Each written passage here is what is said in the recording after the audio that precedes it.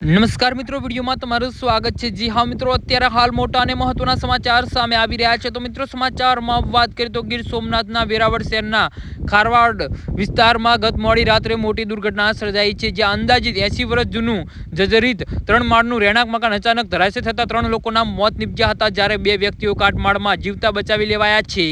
જી હા મિત્રો, અત્યારે હાલ મોટા અને દુઃખદ સમાચાર સામે આવી રહ્યા છે। તો મિત્રો, સમાચારમાં વધુ વિગતવાર વાત કરીએ તો મળતી માહિતી અનુસાર અચાનક મકાન ધરાશય થતાં સમગ્ર વિસ્તારમાં અફરાતફરી મચી ગઈ હતી અને આ દુર્ઘટનામાં દેવકીબેન સુયાની અને જસુદાબેન સુયાની સહિત મકાનની નીચે ઉભેલા એક બાઇક સવાર 34 વર્ષીય દિનેશ જુગીનું પણ કાટમાળ હેઠળ દબાઈ જવાથી ઘટના સ્થળે જ મોત નીપજ્યું હતું।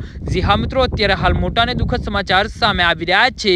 તો મિત્રો, સમાચારમાં વધુ વિગતવાર વાત કરીએ તો ઘટના બાદ તરત જ ફાયર ફાઈટર, પોલીસ, નગરપાલિકાની ટીમ તેમજ ખારવા સમાજના આગેવાનો અને યુવાનો યુદ્ધના ધોરણે બચાવ કામગીરી શરૂ કરી હતી। રાત્રે શરૂ થયેલી કામગીરી વહેલી સવારે 4:30 વાગ્યા સુધી ચાલી હતી। બચાવ કામગીરી દરમિયાન શંકર સુરિયાની અને અન્ય એક મહિલાનો જીવતા બહાર કાઢવામાં આવ્યા હતા। સ્થાનિક લોકોના જણાવ્યા અનુસાર આ મકાન લાંબા સમયથી જર્જરિત હતું અને આ દુર્ઘટનાના કારણે સમગ્ર ખારવા સમાજમાં શોકનું મોજું ફરી વળ્યું છે।